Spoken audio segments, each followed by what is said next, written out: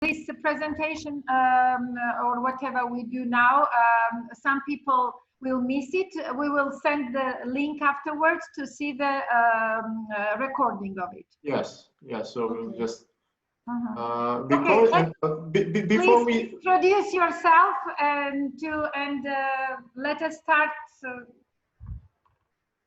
Yeah. So hello again. So my name is Zviad, and this is Daria. We are founders of the company Trails and Wines. And like from the name, you can tell we are mostly focused on adventure tourism and wine tourism. So these are the main two fields in which we are creating tours.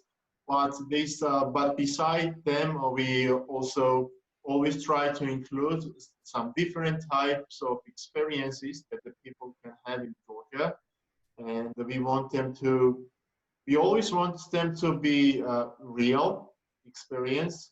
And under that, I mean to go in some more smaller places, or like, for example, the small wineries and the small producers, where people can meet the real creator. For example, when it comes to the wine, you will see the winemaker. If it comes to some cheese producer, you will meet the person who makes cheese and who will show you and tell you how it's done, and etc. So we also try to always include something different and something like practical. Yeah, and more close. To the reality. Yes, so less formal as well. So it will be more. Also, yeah, for us, it's also very important to help the local communities, because I mean, when I was working for the government, of course, it was a great job, so you do things on the global level, but now we kind of started this grassroots tourism, and I'm pretty enjoying it because it's the chance to bring the small people closer to the international guests, and I think it's mutually profitable for everybody. So the guests will see the Georgian people, and this people from the villages, for example, they will see how the people from the whole world are perceiving them. So yeah, I think it's just win-win situation. So would you like to tell us about the adventure aspects? Yes, yeah, before we start the presentation, we would like to ask you to, like as I said, let's try to make it more like a conversation, less formal. So as I know, some of you are in Georgia for maybe several years or for several months, so different experiences in Georgia, and you might have questions also about the traveling, right? So not like self-organized traveling as well. So we are. Oh, the nature is like yeah, whatever. Yeah. Yes, and so if you have any questions during the presentation, you can just ask, and we will be very happy to answer those questions. So feel free about any questions, and we will be happy to give tips about them as well. So let's start, and because we will start now with Slides. Yeah. So we will start sharing screen. So that's our logo, and we will start with, like, we kind of collected the experiences in small groups, and experience which will include nature. We love to call them like in touch with nature. And now we started with the mountains. In this case, what we like how I will tell you about it. So I will tell you present you one of our best-selling 6-day tour. It's an adventure tour, and it's mostly all the, and it will be shown in a type of experiences that you can have, and these are the experiences which can be done in other different regions as well. Okay. So in this case, we are starting with, we are in Hasbegi. This tour is done for Hasbegi area, but again, these same experiences can be done in any other mountain regions. So let's start. So this now, like on this picture, you can see the Jauhi Massif. And why we love Kazbegi, one of the reasons is that it's very easy to get there, right? So from Tbilisi, you just need like maximum 3 hours to get to the center of the region. And from there, you can really enjoy different type of experiences. And some of them, like mostly hiking, but there are the good thing about Kazbegi is that it offers different types of hiking. So maybe you are not very experienced, or you just want to have a short hike and not several days of backpacking or something. Kazbegi is just perfect place for that. In this case, the Jauhi Massif is one of the easiest place to go. So this is the pass, Jauhi Pass. It takes about 6 hours. It is two ways. So to get to Jauhi Pass and then to go back, there is a very beautiful village, Juta, and from there it's out and back type of hiking. But it can be also shortened. So as I'm saying, we are on the top of the pass, but it's quite hard, so it's more than moderately difficult. But you can shorten the tour and get to this point. So you can see on this picture, this is our group. We are at the bottom of Jauhi Massif, and it takes only 1 hour, for example, to get to this very beautiful place. But as I said, you can prolong it to like 6 or 7 hours, or you can just like enjoy in 2 hours just go on. And you can also take a horse riding and get there by horses. So you can do it in 1 day, so it can be 1 day trip from Tbilisi, it can be overnight trip, or it can be a start of something longer. So again, like it usually depends on what people want, how much time they have. You know, usually, yeah, okay. And so and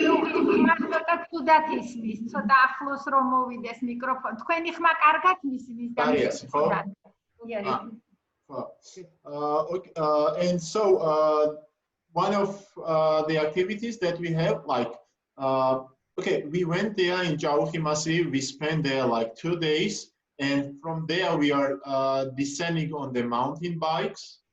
So this is a 6-day tour, as I told you, and every day there is a different kind of adventure activity. So this is a day of mountain biking. It's about 17 kilometers from Jauhi to get to another village. And on the same day, so, and again, mountain biking, it can be suitable for different kind of people, so with different experiences and physical level, yeah, fitness. So again, it can be easy, it can be very hard. So it's about how what we want to do. And after the mountain biking, we will arrive at the village Arsha. And in this case, it's for the rock climbing. Arsha is, I can say Arsha is the best place for rock climbing. Everybody goes there, starting from like beginners, and you can meet there the very famous Georgian climbers as well. So its place is suitable for everyone. And if it's even your first time, you can just go there. But of course, you need somebody who will assist you and enjoy different level of climbing trails there. Also, this experience can be done in some other regions, right? Yes, as I tell, these experiences are true for the other regions as well. For example, in Raja or in Imereti, there are amazing places for climbing. So if somebody is interested in, like for example, the man you see on the picture, this was like his very first time of climbing, and he was a bit afraid in the beginning, but then really enjoyed it. So it doesn't matter if it's your first time, you can just go there and try it. So Yes, and you can see on the left also the bouldering. This is again very close to Jauchi Massif. So besides hiking on the same day or on the next day, you can really enjoy with different types of climbing. There is a bouldering on the left, and on the right there is a place for rock climbing. Yes, and on the next day is for paragliding. So how we organize this tour usually, and what we also suggest you to do is just to go up and then start to descend down to Tbilisi, for example. So we did the hiking, we did the mountain biking, climbing, and then it's time for paragliding. It's more easy. So also, yes, we need to take in consideration that like you like hiking and intensive physical activities might be quite tiring for some people. So we try to make some days which will be physically more easy. So that's the paragliding, and for the paragliding, again, one of the best places, Hasbegi, and also the surroundings of Tbilisi. So like in 30 minutes, 40 minutes, you're gonna be at Tbilisi, and you can really enjoy. And especially in the summertime, and now the, so to say, the season of paragliding is already open. So if you're looking for that experience, you can really have it in Tbilisi. And so it just takes like a couple of hours and you can go back in the same day. So super easy and super exciting experience. I love it. Actually, from this year, there will also be the flying in Kakheti in the winemaking region. So you can fly first and then descend and drink wine. But it's my experience. I'm just leaving the trail guys. It's better to fly and then drink than the vice not versa. Vice versa. So. We are not letting people. Yeah, so we put it that way. Yeah, so these are in the winter the Godauri is the amazing place. I love it. So these pictures are from Godauri. I think we were making the Yeah. So that lady on the right picture is a journalist from Netherlands. Was writing articles about traveling in Georgia, and she left, and after 1 week, Corona started. Yeah, so I'm not sure how helpful the articles will be, but she definitely had a great time. Yes. Wait a minute. Yes, and the rafting. So this is actually, we put these two activities in the one day, same day. So you will have a paragliding, and after it, we will go to Aragvi River. You can take a break and then enjoy rafting and also cycling, because and also you can rent a bicycle, for example, and they also have a zip line and etc. So it's a rafting base. So on the same day, we have paragliding, and then we have rafting, and we usually then go back to Tbilisi or continue our way to the direction of Western Georgia. Yeah, is your company doing rafting, or you are doing it with the help of other company, rafting company? Oh yeah, of course. So we are in this case just as the organizers, because the drafting is totally different field. There are several good companies, certified, skilled companies, who can do that. In this case, because of the virus and pandemic situation, we are trying to choose the tours which can be done either individually or all the open air. So rafting was one of the options, but the thing is that I think that it's the minimum, it should be 8 people in the raft, right? 4. 4 can be? Yes, so one family can go and do rafting, right? Yes, yeah, true. So there will be 4 participants, and the 5 will be the instructor. Instructor. So this will be the instructor. Okay. Yes. Also, if, for example, there will be two people just, then it will be again, it will be possible. It will be more complicated to just. No. I mean, when you go there, like for example, if you want to have rafting, like there will be two participants, and then from the same company there will be two additional person to assist. Yes, but the thing is that when it is one family, it is safer. So I think that it's so it means that at least 4 participants should be right for the raft. Yes, for the boat to make it safer and easier and etc. It need minimum 4 person, and the 5th will be the instructor. I see. Thank you. Sorry. I think actually the USAID was helping our providers to build the rafting base. So it's there was the German organization that was helping them, and USAID as well. So it's kind of, it has very high standards, and it's also eco-friendly because it's possible to stay there overnight, and they have eco cottages, and it's possible to cook there or to order food, and then the local people will cook for you. So we always had very good experience there. They are also renting out tents. So we had a case when there was a family. Last year we did the same. We with the company of Mamuka Burduli, we are doing it. Yes, but I just wanted to know, last year it was like 8 people per boat. So I wonder if it is possible just for the family to go and to do rafting. That's what was my question. Yes, in this case, we also work with Burduli as well, but this company, in this case, I mean, I remember the cases when I was there with only 3 guests from Latvia. So it was the instructor, me, and 3 guests, and it was fine. I mean, we had to just to paddle heavier, so it's more exercise, but finally it's kind of not a big problem. Okay. Sorry to interrupt you. Oh, no. It's like, that's why we are here. Yeah. Yes. So my part in this case, my part of presentation of the adventure experiences is over now. So I'm looking forward to receive your questions.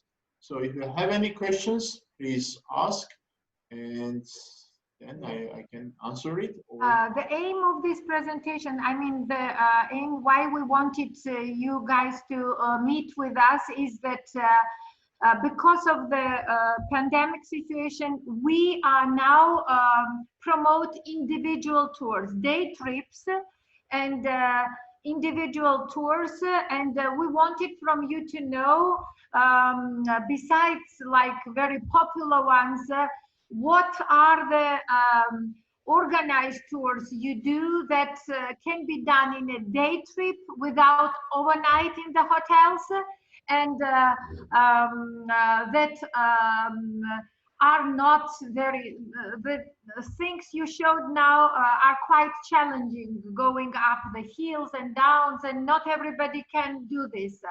We would love to know more something that if you have like navigation systems that will help people to go hike in the places where it's less known with the navigation system, and you can help with it. What other ideas you have for one-day individual tours? I think I can then briefly say, like, I have the ideas. My product is wine, gastronomy, and culture. So I can show this, and those are more suitable for combining everything and kind of being more or less. Yeah. So in this case, the first section of our presentation was about adventure, and about wine adventure. And yes, so this will be the one-day tours, and then after our presentation, again, ask your questions, and I will answer your question also about the navigation, so how people can go for hiking by themselves. So again, just please ask questions, so we will be able to give you some tips and advices how to do it. So we are here just for that. So just don't hesitate and ask us. Yes. Good. So yeah, I will take it short. So my part is food, wine, and culture, and usually what we try to include in all our tools, basically we work only individually, so we never have groups like group of strangers traveling together. It can be a family, it can be a group of friends, but it's usually something like a group that can fit into minivan. Well, under the COVID conditions, now it's the Mercedes Sprinter where each person sits alone. But anyways, we never, like we had big team building groups only twice. Otherwise, we are working with the like small groups. So anyways, all these experiences are rather for like, yeah, for families or groups of friends. So my idea is to, I know that Georgian wine is something very unusual for people who come to Georgia for the first time. I mean, I'm originally from Ukraine. I moved here seven years ago. And to me, understanding how the wine culture works here, well, it took me at least a year to kind of dive deeper into this. So first of all, this already famous amber wines or skin contact wines, they are very they taste different, they look different, and they have different meaning, because for Georgians wine is a part of the culture, of religious practices, of daily life on a very deep level. So we explain why is it so important. So sometimes we manage to see how the kvevris, these clay vessels that are used for winemaking, how they are being planted. For example, at this picture you see it, or how they're being cleaned. So we show the daily life of the wineries. So not everything is like super polished and shiny, because well, that's what we want to communicate, kind of the raw Georgia, something that you might not see in the other countries, at the other wineries in the world. So yeah, we introduce people to wine and kvevri as a craft. We like to offer eating and cooking with the locals. Again, now during the pandemic, that's why we recorded one of the cooking classes. But on the regular situation, so we bring people to the places where, well, it can be rustic, but the safety and like level of clean is always the same, like where people care about like hygiene and the kitchen.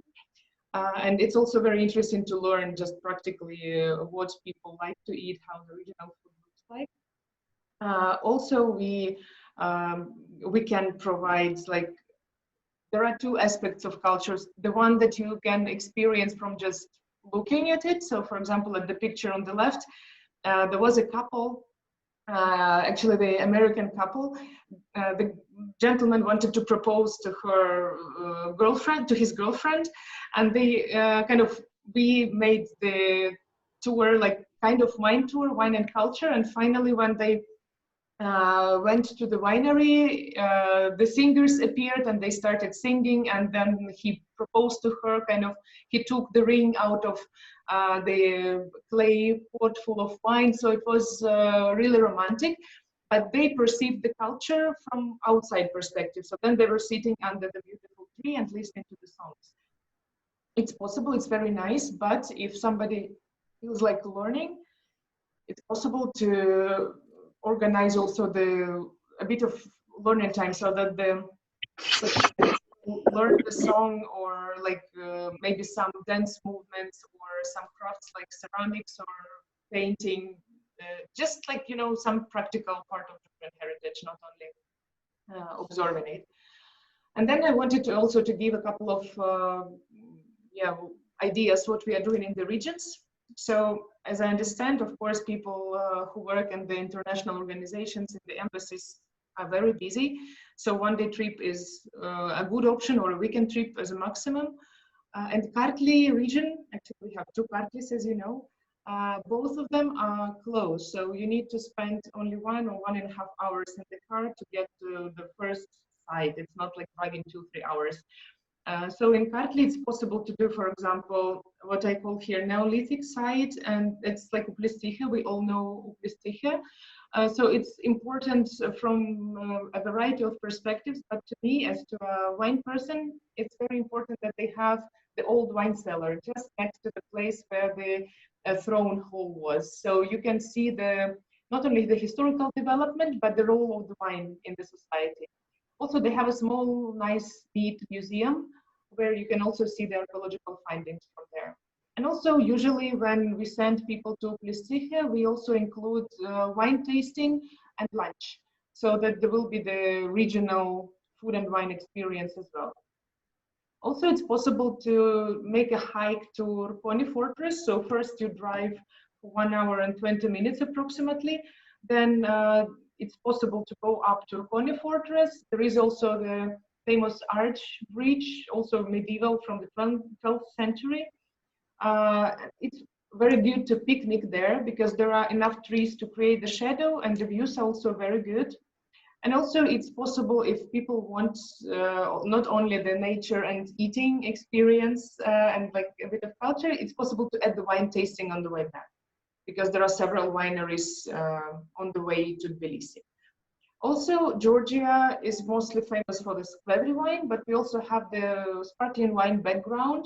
And exactly Kartli, Ateni Valley is famous for sparkling wine, because the ancestors of modern Georgians were kind of creating special cold places where they were putting their wine so that the fermentation would stop earlier, and then there will be some like sugar in the wine and also the bubbles in the spring. So this kind of super ancestral method. Also, you know, probably Chateau Mukhrani, the famous place established by the Georgian noble Ivan Mukhran Batoni in the 19th century. So they also kind of made the impact in the Georgian winemaking development. And also there is a very interesting place where the French guy from Champagne region lives. He moved to Georgia because he fell in love with the local girl and he decided to resettle here. But he uses the methods he learned from his homeland. So he knows the Champagne methods and he's practicing them here in Georgia. So it's very interesting combination. And also in Kartli, there is a place where the spirits are being produced. So for example, well, they make great distillates. So very, like, you know, not the chacha that will just smash you. No, they're very elegant and very fruity. It's very interesting to see how it's being made. And also during Corona times, they took part of their spirits and they used it for producing the sanitizer for hands. So, you know, like many businesses just trying to readjust their production to the reality that we have now. And also like this spirit producing place, they also have a small wine production and they offer, you know, the supras. So supra shouldn't be like 20 people. It can be also a family. It's just the hosts are spending time with you and explaining things and giving you some space to enjoy. Also, in the good times, we had the weekend trip where you can basically combine everything that I listed. So you go to the cave town, then have lunch and the wine tasting, visit Ateni Sioni, which is the church that is almost as old as famous Zviad monastery, but it stands aside of the main tourist route. So it's like, it's super interesting to see it. It's very well preserved and the area is just simply stunning. Then there is a farm stay, like farm stay / wine cellar nearby where we usually spend the night. Then in the morning, we can have a small walk in Ateni Gorge, this home of Georgian sparkling wine, and then drive to Ruponi, do all this like fortress, bridge, historical sightseeing, you know, picnic, and go to Tbilisi. So kind of very active weekend, but also very hedonistic one. Also in the other Kartli, in Kvemo Kartli, there is also plenty of interesting things. So first of all, what I call here archaeological sites, the Manisi, and then ancestors from Manisi are a separate thing. So as you might have heard, the ancestors of modern Europeans have made a long stop in Georgia, have made a settlement in Georgia more than 1 million years ago. And it's possible to see the site where this Homo erectus, even not human, like kind of proto-humans lived. Then also in the same area, there is some Shvilbe site, which is also the ancient city, the ancient settlement with splendid views. Also, there are canyons like Dashbashi Canyon, and it's like, well, now there are like it looks wild, and now as I know there is some development, so they will turn it into more like, you know, modernized place. They will build the bridges and, you know, like some infrastructure. But even as a wild place, it looks very nice. It's not complicated to move there, so it's not very challenging and demanding. Then also in the same area, there is a monastery that makes wine in Bolnisi. Then also, you see in the picture, the house looks suspiciously German. So in the 19th century, Bolnisi was a German settlement because the Russian Emperor Alexander I decided to kind of teach the locals how, like, the new method of agriculture, and he offered the Germans from Swabia the land and the tax-free regime for 10 years. So of course it was very appealing, and 200 families have moved to Georgia and settled mostly in Kartli. So, well, then during the Second World War, they were all removed, well, resettled to Kazakhstan and Siberia, as it was, I mean, custom by the time, you know, who was in the power by the time. So now there is only like a couple of streets in the city, in the town, that still remind on the German winemaking. But there are also the wine cellars that use the old barrels for making wine even now. Germans brought to Georgia the kind of European kind of bread baking, beer brewing, and potatoes. So pretty essential things. And yeah, this is just interesting to see these places in combination with archaeology and the Manisi. And also Tbilisi surroundings are also part of Kartli. So what Zviad mentioned, he has several routes in the Wikilog system. We will talk about it later. So it's about the navigation system. Here you can find the trails which are uploaded there. I also do upload some trails, but I will advise you the user that you can follow to have a very descriptive info. Mm-hmm. So basically you can hike around Tbilisi, for example, in Pojori or Udzo Monastery and Piketi.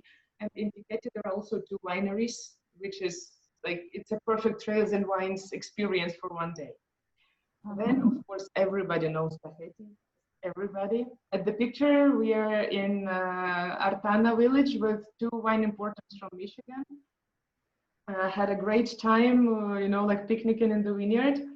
So what we usually do in Kaheti, we visit the Kvevri maker to understand how complicated this old craft is. We visit at least one cultural site because, I mean, we try to combine everything in one. So that's why we usually pick the one that will be closer to our route. So it's usually either Alaverdi Monastery, the one where the winemaking was already on the full swing in the 11th century. The Kresi Monastery, also with old Kvevris and splendid view.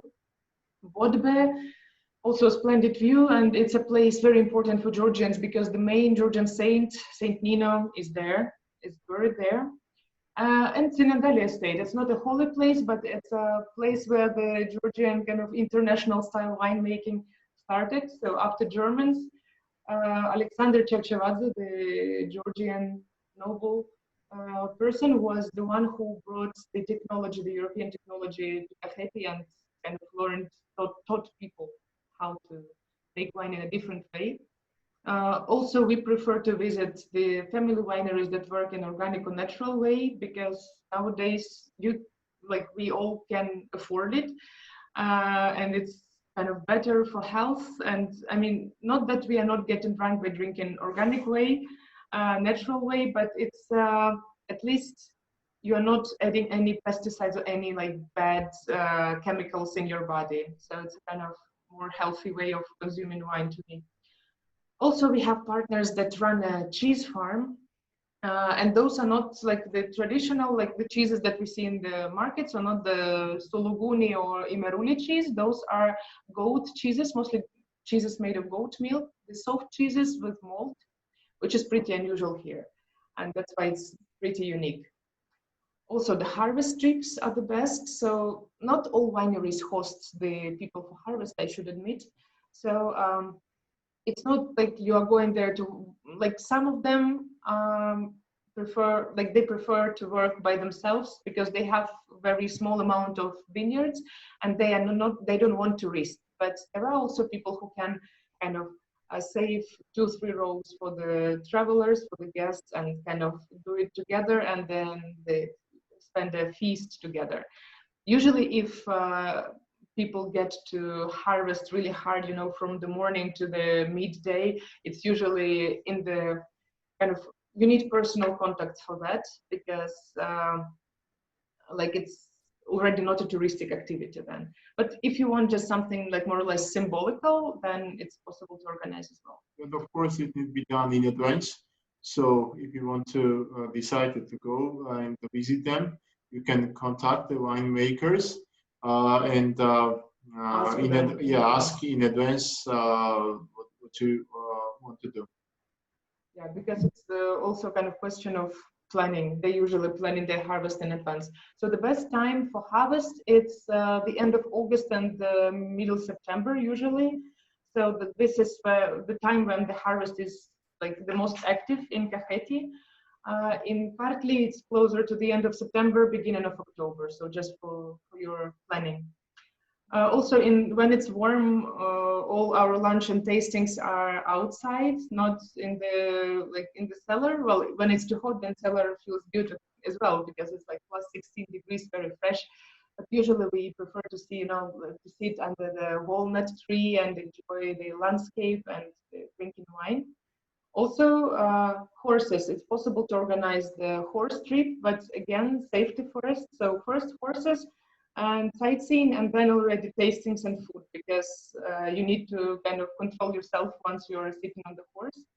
And it's also like, of course, there will be people who will be there with you. So it's not just like you are given a horse and you don't know what to do. So usually there is a special person who helps you navigating. And also in Kakheti, now there is a beer brewery in Tel Aviv. And we also start to, like, they can show their production and also have the beer tasting. So it's pretty interesting. Those are not Germans, those are Georgians already. And also in the Western Georgia, we understand it's a bit too far for people who are based in Tbilisi. So it's the rare case for people who work in the international organizations to go there for the weekend. So it's definitely not a one-day trip. But it's interesting. I just like I united these 3 regions in one slide because I just feel like mentioning them just in case you will feel like spending a long weekend there or something like this, because you can see tea plantations and also visit wineries, also learn or listen to songs, dances, and see some like really marvelous churches. My favorite is Motsameta. It's a small one, but it stands on a cliff above the river, like surrounded by green trees, and it's so beautiful. It also has nice frescoes and just a very peaceful place to be. It's not a very kind of, not commercial, but a popular church. For example, Alaverdi, Svetitskhoveli, they are great, but they are very, like, they're always somebody there. And in Motsameta, you can hear the birds, and like, you can listen to the silence as well. Also in Imereti, as you see here, this picture, for example, cooking and eating locally is very easy. Imeretians are very like open people, very generous people, and that's why they kind of, I mean, I am a fan of Western Georgia anyway, so yeah, I'm very happy about about our hosts there. Also, Spain has jamon, and Western Georgia has ham from Russia. This is also quite legendary smoked ham from the mountainous region.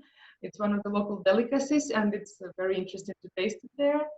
And in this case, in case of Western Georgia, it's very easy to do trails and wines. This is a big asset because you can visit canyons, you can visit caves, you can hike a bit, you can also do rafting at Rioni River, and then finally you just go into some winery with a view and you sit there and enjoy nature and the natural wine. So basically, yeah, that's what we do. And now, yeah, if you have like more kind of detailed questions, we're happy to answer. I wanted to ask one thing. So it's for me, it was familiar, everything you said, but for our American colleagues, they are not maybe familiar with all what you counted. It's all interesting. We would like if you give us at least of what kind of day trips you are doing and what is included in it. So your contacts and everything. So people, what we can do, but we can't use buses now because people will be. We can caravan and go individually after your car, and at the place. Unfortunately, we planned very nice tour in the family. There is in Borjomi, it's a farm called Barbale. We planned to go there and take part into harvesting and then eat the food from their garden and see their beehives and everything. So we are really interested in all this kind of, I know that this is your direction and you do trips of a village tours, village culture. So if you give us the list of the options, for some families, like 3-4 families can gather and the caravan and go with you. And this is one option that we are interested, especially my office usually organizes trips for the American Embassy. But now we want also the variation. That's why we addressed you that whatever you have, the suggestions for the day trips, please send us the list. Yes. And also people can contact you and decide how many families will join your tour. So we will do it that it's a moderate, not bigger groups. So people can enjoy this month, June. It's still good weather. And I know that official tourism starts in July, where people can stay afterwards overnight in the hotels. But before that, we want people who still are here, maybe it's the last year for them here in Georgia, not to lose time and have chance to see more culture. The culture, not only historical places, but also like what you mentioned, this cooking classes, wine tastings. So we will be glad to have this list. Also about Zviad, you will talk about the navigation. Also, which sites of hiking you can suggest to help them with navigating, so they can individually do the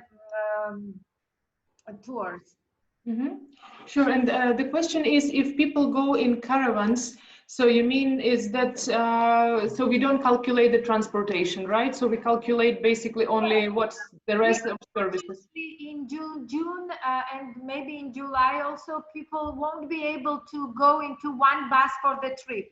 That's why my office does not organize trips. And what I decided people to give chance to meet with you, so that you can arrange individually for them, or at least 2 or 3 families, like something interesting, and so they can be, we will share your contacts with them, so they can, if you give us the list, they can reach you and use these months to not to such a good weather, and to go and see wonderful Georgian sites and enjoy wine tours. There are lots of now these family businesses of agricultural house museums are opened, where people can go and enjoy the cooking and see the ethnography and this kind of things. It's so much developed now. I know every second city has something organized already via home farms, and are hosting tourists. So we don't know much about them. Maybe you know more. So we would love you to share this with us, maybe in written, so people can contact you and decide where to go and what to see. Yes, so we can make that as a, so we can do it in the way that we send you as a already scheduled tour, and Yes. also include the places which are maybe not included in those tours, but we find to be interesting. And again, if it need to be done in a one day, so these kind of closer to Tbilisi places will be listed there. When it comes uh, to visiting some places, of course, because of the regulations, and which we don't know yet what regulations finally it will be. They release some, but not. So from the 15th of June, the hotels are officially allowed to host. And the restaurants are already being open now. So like it gives us some space, but of course, you know, the seating and the distance and everything, it should be controlled. Yeah, so I'm saying because if you will decide to visit some place, again, just contact them in advance and like ask them like more questions.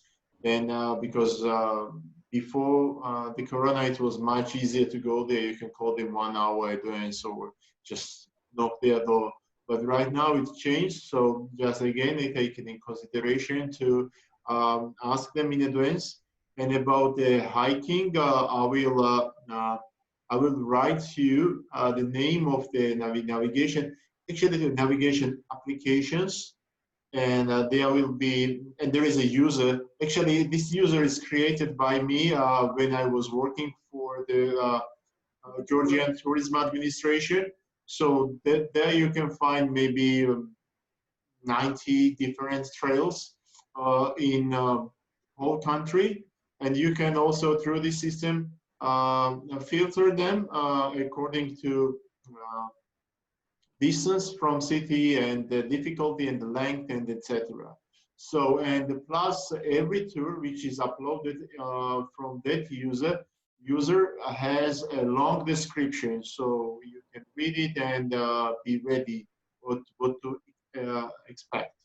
It will be mostly, I would suggest, the tours which are around Tbilisi, and Daria also mentioned the Uzo Monastery or Kojori Fortress, and also even around Cool Lake, the Tartar Lake, is several very good trails which are going from Tartar Lake, for example, to Tatsminda and etc. And it's not difficult, even it's easy from starting from easy to somewhere in the moderate. So we will do that list and send it to you. And right now we are ready for your questions. I have a question about the adventure tourism. Yes. As my colleagues know, I am not terribly sporty myself, but many of my friends who want to come and visit me when the COVID situation is better, really like to do all of the things that you were showing. What is your suggestion about the minimum number of days for to try a bunch of things, maybe see 1 or 2 regions? And then what is sort of the maximum that you would suggest? Maps? Maximum. Maximum. Okay. Yeah, minimum, maximum time for that kind of activities. For shortest version, like there are the possibilities for like a half day or the 1 day, but they won't be like as good as the others. So from my personal preferences, it's gonna last at least 3 days. So the 1 day to arrive to the place usually, and maybe short hiking. The second day will be full day of more advanced hiking or the other type of adventure activities. And on the third day, maybe the first part will be like, again, paragliding or rafting or cycling. And then you can go back to Tbilisi if you are starting from Tbilisi. In this case, we can start from the Western Georgia as well. In that case, I would prolong it for 4 days minimum. And I would say the street number is gonna be 6 days. Okay.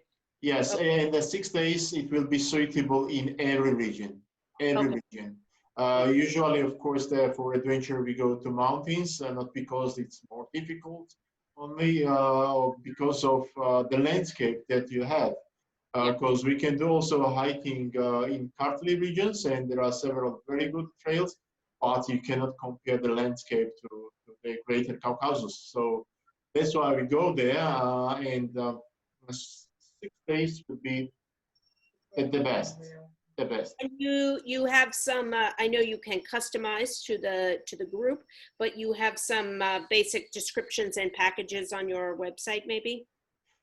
We don't. Yeah, we have a short description because we always our company works in the Only customized. yes. Only. So it's a tailor made. So when we receive a request, then we are working on that tour and sending them. So it's always kind of fits the customer needs. But again, we can send you several our top tours, so to say, most popular tours with the schedule. So you can take a look, and again, it will be like 6 or 7 day tours, but you can shorten it or prolong it. But we will give you the best that we offer. Very good. Usually I have to keep them busy when I am working. You know, I have to send them out so I can go to work and they have something to do. Thank you very much. Yeah, so usually we ask just the travel date and kind of the activities people like, and I don't know, the level of fitness. If they want to do the like adventure, then of course there are different types of adventure, and also like food allergies, you know, like the basic things that you need to know in order to bake something good. Yeah. Hi there, I'm Beth. Hello, Beth. So my oldest loves to do rock climbing. She will turn 10 soon, and I would say she's even better than a beginner as far as rock climbing goes. But my question is that something that is she eligible to go and do the rock climbing that you were talking about? Is that something children are allowed to do? Yes, yes, they are. It's for before they are adults. So like they just will need permission from parents, Okay. and that's it. So even for rock climbing, you don't really need to go like in Hasbegi. You can go in a botanical garden. Yes, so in the botanical garden is the very famous part of the rock, which is used and will be used by all kind of climbers. Again, the very famous Georgian climbers and alpinists started there and still working out there. So we can include that. That can be done, and also the Kazbegi is just tremendously beautiful place. Yeah, for sure. Okay. Yeah, I'm trying to think of things for her birthday. So trying to this is a great idea because it's something that she really loves. So much. Dancing in the background, or I think yes. Yeah. That was her, right? Down. Yes. She misses it very much. Hi. Dining gyms are always open when I'm at school, or open in days when I have school and stuff. So this is really exciting. So nice. So cool. Yeah. All right. Well, thank you so much. I will contact you about that for sure. Thank you. Thank you very much. Thank you. So Nina, we'll be sending to you everything we have, and then you can forward it to all interested people. I hope today we had more joining people, but I guess something was wrong with the connection. But also, if you send us the recording of today's meeting, we will try to distribute it. And together with the information about your company and what you suggest, your suggestions. And we hope that during this period, people use chance to contact you, and you help them organize their own individual or little group tours. So I know that you have vast possibilities. I have heard good things about your tours, so that's why I suggested this presentation. So I hope that people will enjoy your tours and will use this possibility. Thank you very much for your time today. Yes, and I think Mark wants to ask something, right? Am I right, Mark? Sorry? Yeah. Then unmute. Hello. That's Karen. That's Karen right there. I'm Mark. Yeah. But the one area that we've been here about 19 months, and the one area that we have yet to get to is the Racha area. And and when you hit the that area, that really perked our interest. How many days would you recommend to be able to get a really good cultural understanding of the Racha area? I know it's more than a day trip, correct? Yeah, of course. Yes. So you want just like no hiking and adventurous things? I would say hiking, the moderate level, up to the moderate level. Yes. So yeah, there are several trails which are even more close to simple, so easy. So yes, that can be also done. I think like 6 days. No, 4 days. So is a minimum. So first and the last day will be for the transportation, and the last 2 will be for exploring the place. This is a minimum. In this case, you will be able to visit several very good wineries. Also see the places. Also see the places where the hemp is made. Maybe goes in some resort part where there is a very good nature, also more outstanding than generally in Raja as well. So 4 days will be enough, and on the way you can also visit several interesting places as well. And is it the two of you, or do you have other people on your staff that go out? We have the guides that we are working with, so they are all also experienced, certified, and they all speak English. So But we also do. We also but like in when there is a high demand, we have a small team, but sometimes we do guiding if that was the question. But sometimes our other team members are doing it. But your guides are certified. Yeah, we do guide if there is, for example, the certain request for example, wine tour, because I'm certified in wines, and Zviad is certified in waymarking and hiking. But for example, if there is a request about, I don't know, like very like narrow field, like I don't know, history of ceramics or Jewish history in Georgia or whatever, something like very, very narrow, then of course we have people for that know it's much better than us. Okay. That makes total sense. Great. Okay, now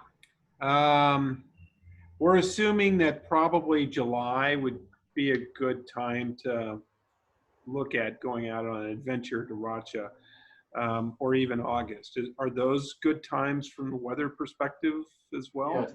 I mean, it will be hot, but it's gonna be hot everywhere. Yeah. The good part is in the evening time, it's gonna be cool. In Tbilisi, it will be like steaming hot anyways because of the amount of concrete in the city, but there it will be at least the nature, and you can find shadow and greenery and rivers. Yeah, much better. Okay. Now, from a scheduling perspective, how many weeks in advance should we plan on scheduling or working with your team? Like 2 weeks will be perfect, but 1 week still doable. Yes, yeah, yes. Like again, because of this pandemic situation, we don't have that much requests. So 2 weeks in advance will be good, but we can do it in 1 week as well. I mean, it's easy to do, but the thing is, again, because of the changes and the regulations, it won't be that easy to find the transport. It won't be easy to find the accommodation place, which, I mean, to be sure that that place has everything that is required for hosting a people like this from the Ministry of Health or something. Yeah. Yes, who can follow the regulations, so to say. So that's the only thing. Yes. Okay. So ideally, if we could plan 3 weeks out based upon what the government is saying for permissive areas for the virus situation. Yeah. If we can plan 3 weeks out, that would be ideal for the coordination for lodging, transportation. Yeah. Yeah, totally. Yeah. Drinking wine, drinking wine. Of course, that is disinfection. Okay. All right, thanks. I have one more question. So I unfortunately don't get to take any weekdays off from work this summer, but in the fall, I am hoping that maybe I can do some longer trips in Georgia that I could not do this spring. So I wonder for places like Racha, because also that is a place I haven't been yet, how late in the season, especially for some simple hiking, but also for the cultural experiences, how late can we go before the roads and also just things start to close down, there isn't as much to see or do? Yes, the Raja is more easier to get. I mean, for example, in Tusheti, which will be closed, yes, during almost half a year, yes. But the Raja is mostly open, so I think the best time will be till the end of October. Okay. Yes. Like, you know, a lot of different like golden colors, golden, orange, everything. Like there are plenty of trees. There is plenty of trees, and a mixed forest, so they are very beautiful. Yeah. Okay, great. Great. Zviad, thank you very much, and Daria, thank you for your time. So we are waiting for you the list and suggestions, and I hope we will share this your presentation with others too, and more people will get to know you. Thank you for your time, and we hope we will meet you again. Thank you. Thank you. Have a nice evening. Goodbye. Thank you. It was a pleasure. Thanks very much.